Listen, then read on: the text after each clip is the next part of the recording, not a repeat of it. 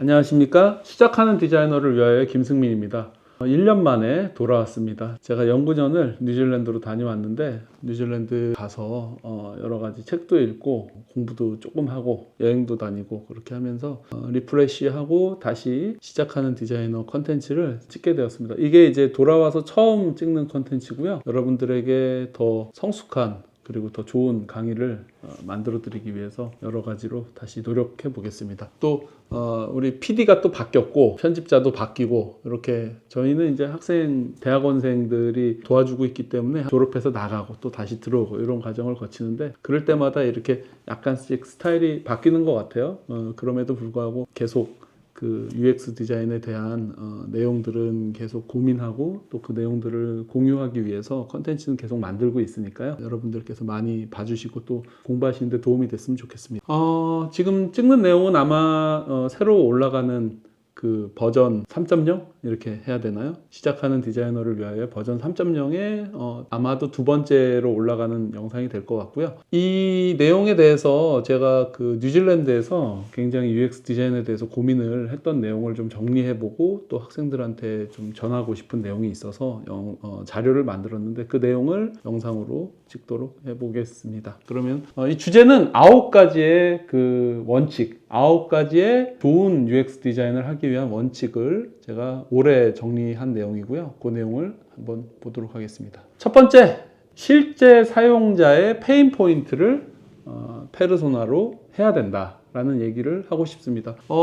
제가 이 내용을 최근에 이제 서울대학교에서 있었던 그 디자인 교육의 미래와 관련된 강연에서도 비슷한 얘기를 한 적이 있는데 AI가 적용되면서 학생들이 굉장히 쉽게 사용자에 대한 리서치 결과를 얻어볼 수 있고 통계 자료도 접근하기가 쉬워졌습니다. 그리고 AI에게 물어보면 그런 것들을 다 그 버무려서 요약하고 전체를 이렇게 통합해서 결과를 내주기도 하는데요. 그걸 가지고 쉽게 페르소나를 만드는 것을 제가 많이 봤습니다. 학교 수업에서도 그렇고 여러 가지 자료를 AI로 쉽게 요약해서 사용을 하는데 우리가 어떤 프로젝트를 하게 됐을 때 그것을 가지고 프로젝트를 하게 되면 큰 문제점이 생겨요. 왜냐하면 그 데이터는 항상 과거의 데이터고 지금 현재에서 되게 멀어진 데이터가 많습니다. 그래서 항상 과거의 데이터 그리고 현재 시점에서 내가 프로젝트를 진행할 시점에서는 상당한 시일이 지난 경우가 많고 또 한 가지 그 데이터를 취득하는 과정에서 내가 전혀 현장의 그런 상황을 모르고 그냥 AI가 정리해주는 데이터만을 사용하게 되면 이 AI가 갖고 있는 환각 증상도 분명히 심각한데 그것을 본인이 실제 상황을 알 수 없기 때문에 그 환각 증상이 얼마나 심하게 적용됐는지도 가늠하기 어렵습니다. 그리고 중요한 것은 현장에서 사용자들이 어떠한 것들을 겪고 있고 어떠한 문제가 있는지에 대한 환경과 실제 사용자들의 목소리를 반영하지 않은 채 그냥 AI가 전체적으로 요약해 놓은 자료만 보고 판단하게 되는 우를 범할 수 있고 또 중요한 것은 페르소나라는 것을 만드는데 이게 테이블 위에 앉아서 컴퓨터를 통해서 AI가 만들어주는 데이터를 통해서 페르소나까지도 만드는데 그 페르소나에다가 AI에서 생성한 연예인들의 여러 모습들을 합성해서 만든 저는 그 AI에서 생성한 그런 사용자의 얼굴들, 한국인의 얼굴들에서 왜 그런지 모르겠는데 김강우 씨, 탤런트 김강우 씨 얼굴이 많이 보이더라고요. 근데 다 비슷하게 생겼어요. 그래서 그들의 얼굴도 사실이 아니고 그 데이터도 물론 통계 자료나 어떤 리서치 데이터에 기반을 해서 이런 다른 연구 자료에서 뽑아서 갖고 오겠지만 UX 디자이너가 현실 세계에서 보지 못하고 취한 데이터로만 그것을 만든다면 실제 그 디자인을 하고 여러 가지 디자인을 설계하고 그것을 발전시키고 디자인 최종 결과물이 나오기까지 실제 그 일이 일어나는 현장의 내용을 잘 모른 채로 두리뭉실하게 AI가 준 데이터만으로 페르소나까지 만들어서 그것을 검증까지 한다면 굉장히 뜬구름 잡는 UX가 만들어질 가능성이 높다고 생각합니다. 나중에 어떻게 AI가 발전하더라도 일단 UX 디자이너는 실제 사용 현장에 예를 들면 병원이면 병원, 요양원이면 요양원, 아니면은 뭐 교통 현장이라든지 여러 가지 그런 사용자들이 사용하는 그 환경에서의 상황을 실제 유저 프로파일링을 통해서 그들이 겪는 어려움을 물어보고 그 어려움을 모아서 페르소나로 만들어 놓는 과정은 그것의 어려움들을 다 모아서 내가 디자인하는 것에 적용을 하고 그것이 가장 잘 적용될 수 있는 그러한 가상의 인물을 만드는 거거든요. 그래서 그 페르소나를 통해서 유저 시나리오도 만들고, 그리고 사용성에 대한 어떤 뭐 영화를 만든다든지 간단한 영상을 만든다든지 하는 거는 AI 도움을 충분히 받을 수 있다고 봐요. 그러나 우리가 디자인의 방향을 설정하고 어떤 기능을 상정하는 데는 진짜 유저 프로파일링을 통한 페르소나가 반드시 있어야 된다. 그래서 그 부분이 굉장히 중요하다라고 생각을 해요. 그래서 이 진짜 주요한 사용자들에게 직접 접촉해서 실제 환경을 보고 그 사용자들에 대한 프로파일링은 직접 하는 것이 좋고, 그 사용자들의 목소리를 모아서 유저 프로파일링을 압축한 페르소나를 만드는 것이 바람직하다. 그래서 그렇게 생각을 합니다. 제가 영어로 또 써놨는데 It is necessary to create our user profiling by identifying the essential problems of users. 그래서 실제 사용자들의 그런 에센셜한 문제들을 모아서 유저 그 페르소나를 만드는 것이 좋다. 그리고 그런 것을 통해서 키 프로블럼을 추출하고 그런 것들을 통해서 페르소나를 만드는 것이 바람직한 거고, 원래 페르소나가 그런 거다. 학생들이 페르소나를 좀 오해하는 경우가 있는데, 페르소나가 그냥 아무나 사진 하나 넣고 대충 내가 가상의 인물을 설정하는 것이 아니다라는 것을 꼭 말씀드리고 싶고, 그게 UX 디자이너를 잘하는 첫 번째 방법이다라고 생각할 수 있겠습니다. 자, 다음 내용으로 넘어갈게요. 그래서 이게 이제 연예인 사진 하나 놓고 그냥 대충 내가 생각하기에 이러지 않을까 해가지고 막 여러 가지로 막 꾸며서 페르소나를 만드는 것은 그렇게 좋지 않고, 실제의 사용자, 이건 키오스크를 예로 들어서 만든 상황에 대한 얘기인데, 실제 사용자의 그런 어려움들을 모아서 페르소나를 만드는 게 좋다. 다음으로 넘어갈게요. 두 번째로 보자면, 두 번째 UX 디자인을 잘하기 위한 원칙, 다양한 뷰 포인트를 우리가 이제 보는 것이 중요하다. 다양한 뷰 포인트, 여러 가지 앵글로 그 문제를 바라봐야 된다. 사용자의 문제점, 그리고 사용 상황에서의 문제점을 이야기할 때 단편적인 시각으로 한 문제점만을 바라본다면 그 문제점은 사실은 굉장히 창의적인 해결책이 나오기가 힘들다고 생각을 해요. 그래서 사용자가 어떠한 문제를 바라볼 때 그것의 문제를 분석하고 그것의 문제를 해결하는 방법에는 이 사과를 어떻게 바라볼 것이냐, 그 사과를 어떻게 잘라볼 것이냐가 굉장히 예시를 들기에 좋을 텐데, 사과를 그냥 우리가 일반적으로 아는 세로로 잘랐을 경우에는 씨 두 개가 박혀 있는 이런 사진들이 나오겠죠. 그런데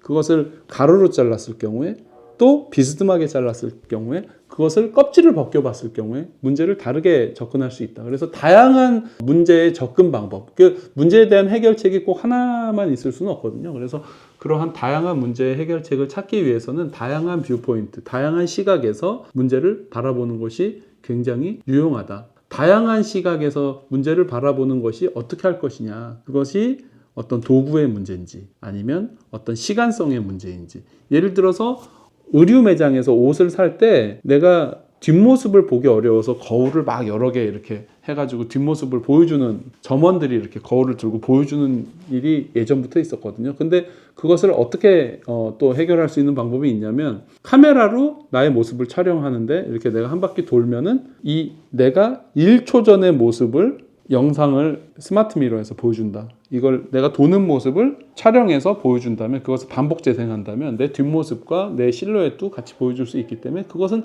다른 식으로 문제를 해결하는 방법이 될 수 있다. 이렇게 예시를 들 수 있을 것 같습니다. 그래서 독창적인 해결책이 만들어져야지 UX가 좀 개성 있고 또 좋은 결과물이라고 평가받을 수도 있거든요. 그래서 그런 것들은 다양한 시각으로 문제를 발견하는 것에서부터 시작된다라고 생각을 합니다.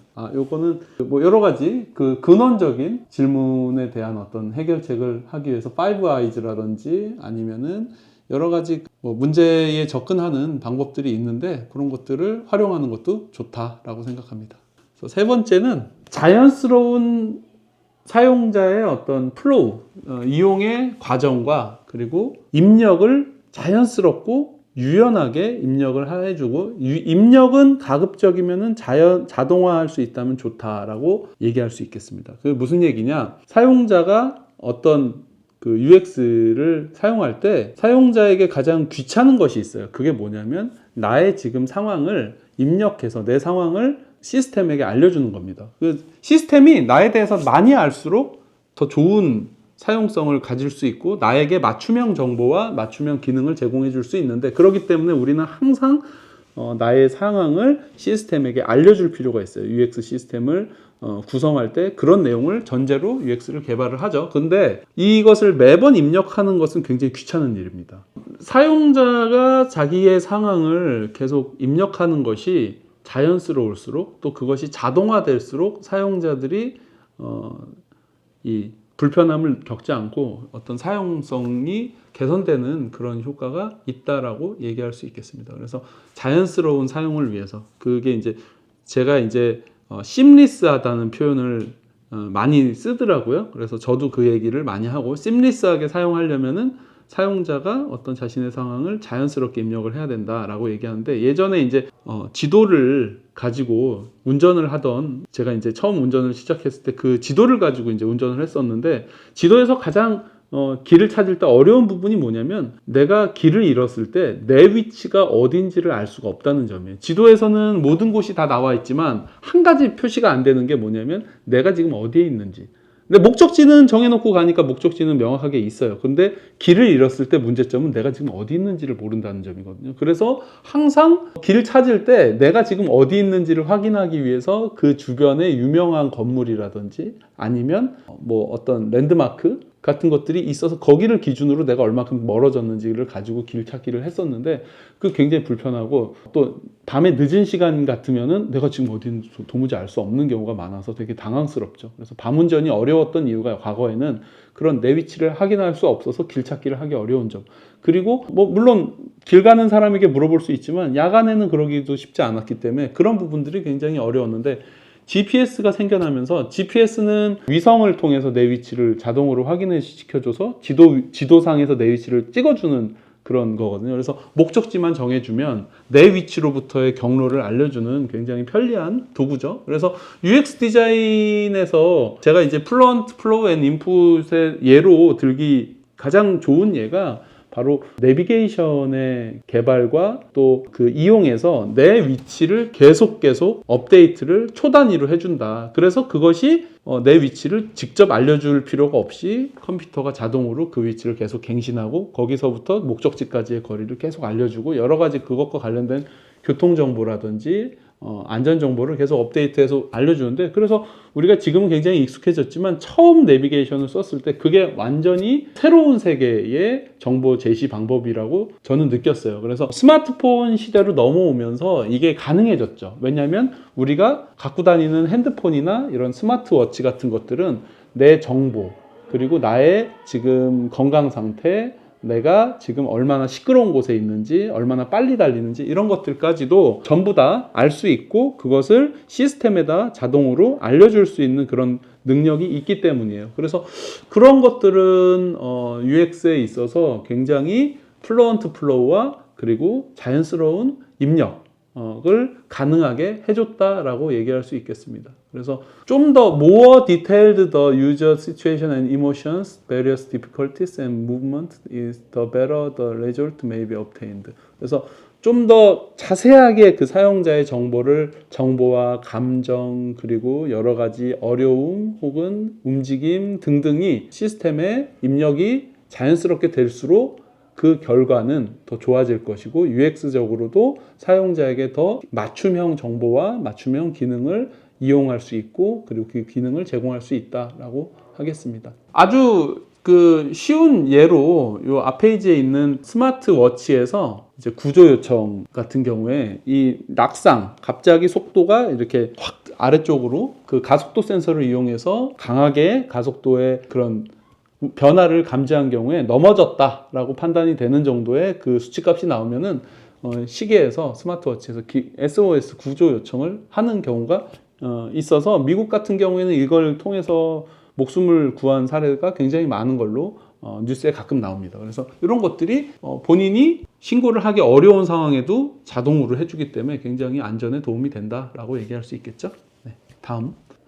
그리고 fluent flow and input. 요것은 이제 계속 같은 내용을 보고 있는데, 이 주유소에서 이 주유를 하는 경우에 사용자에게 아주 명확한 정보를 제공해 줘야 됩니다. 그래서 주유소에서 이 혼유 사고가 많이 생기거든요. 그래서 혼유 사고가 생길 경우에는 이 차량의 수리비가 뭐 1,000만 원에서 뭐 엔진을 다 교체해야 되는 정도로, 연료 라인을 다 교체하게 되면 수입차 같은 경우에는 몇 천만 원씩 나오기 때문에, 사실 굉장히 흥미로운 것은 이 수입 디젤차, 디젤 승용차가 많이 보급되는 그 시기에 자율 셀프 주유 기계가 많이 생겼어요. 왜 그러냐면, 예전에는 이제 아르바이트생들이, 손님들이 오시면 기름을 넣어드렸는데, 기름을 넣어주는 그 차량을 화물차는 디젤, 승용차는 휘발유 이렇게 구분을 해서 그냥 넣으면 큰 문제가 안 생겼어요. 근데 어느 순간부터 승용 디젤이 생겨나면서, 그 겉보기엔 벤츠거든요. 그리고 겉보기에는 굉장히 BMW고, 그래서 겉보기에 당연히 휘발유라고 생각하고 휘발유를 그냥 넣었는데 디젤이었던 거죠. 그래서 그 당시 굉장히 수리비 사고가 많이 나고, 그 청소년들이 보통 아르바이트를 많이 했었거든요. 그래서 청소년들이 돈이 없어서 그냥 도망가 버리거나, 아니면 돈이 없으면은 이제 보상을 못 해주고 주유소 사장님이 보상을 해주는 사례를 한 번이라도 겪으면 이제 이걸로 바꿔버리는 거죠.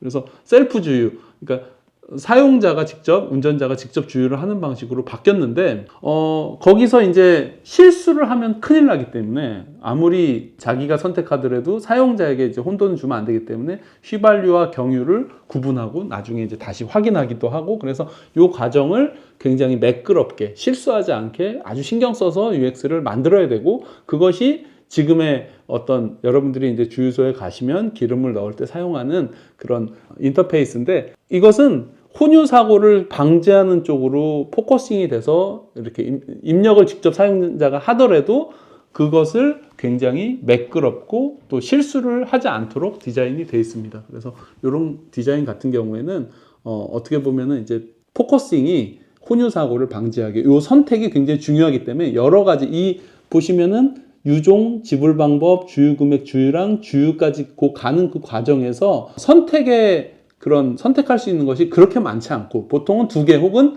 고급 휘발유가 있으면은 고급, 보통, 경유, 이렇게 3가지나, 아주 많은 경우 고급 경유가 거의 없는데 어쨌든 이렇게 있고요. 요 2개를 선택을 하면은 그 2개 중에 하나를 선택하면 경유가 맞습니까? 이걸 물어보는 과정이 또 있습니다. 그래서 실수를 최대한 방지하게끔 이렇게 만들어져 있고, 그것이 굉장히 매끄럽고, 그 경로가 사실은 단순한 업무를 수행하는 거지만 경로가 조금은 많거든요. 이게 단계가. 왜냐면은 이 선택의 폭을 줄이기 위해서 경로를 이렇게 넓혀 놓은 사례라고 볼 수가 있겠습니다. 네, 그리고 예전에는 저는 이제 사진을 많이 찍어서, 사진을 찍을 때 사진을 찍고 나서 이걸 정리할 때 위치별로 정리를 할 수가 없어서 뭐 굉장히 그것을 힘들게 막 분류를 하고 그렇게 했었는데, 내비게이션이 나오는 그때쯤에 사진 데이터에 그 촬영 시간으로 내가 이제 GPS 수신기를 가지고 다니면, 내가 촬영을 찍을 당시에 내 위치가 어디 있는지를 갖고 다니면, 카메라 가방 같은 데 매달고 다니면 그 시간에 따른 위치를 이렇게 매칭을 해줘서 어디서 사진을 찍었는지 나중에 이제 그 데이터를 합쳐가지고 지도 위에다가 사진을 어디서 찍었는지 이렇게 매칭해주는 하드웨어와 소프트웨어가 있었어요. 근데 그것을 제가 처음에 사용하고, 와, 이거 너무 좋다. 그래서 그거를 갖고 다니면서 이 GPS 건전지도 따로 넣고 이렇게 켜고 다니는 좀 불편함을 감수하고라도 그걸 썼었는데, 요즘 나오는 DSLR 카메라는 사진을 찍을 때 그 GPS 정보를 같이 입력을 하거든요. 그래서 이렇게 지도상에다가 띄울 수도 있고, 물론 스마트폰에는 그것들이 다 돼 있기 때문에 스마트폰 카메라로 사진을 찍으면 내가 그 사진을 어디서 찍었는지를 지도상에다가 이렇게 간단하게 표시를 할 수 있죠. 그래서 그런 것들이 아주 자연스럽고 쉬운 자동화된 입력이 들어가면서 사용자의 입력이 쉬워질 수 있다. 그래서 여러분들이 UX를 디자인하실 때 그런 아주 자연스럽고, 그리고 자연스러운 플로우, 그러니까 사용자의 어떤 그런 이용의 그런 과정을 설계하는 것과 더불어서 입력 과정에서 굉장히 자연스럽고 또 자동화된, 가급적이면 센서를 이용해서 자동화된 입력을 한다면 사용성이 굉장히 혁신적으로 좋아질 수 있다라고 얘기할 수 있겠습니다. 다음으로 넘어갈게요.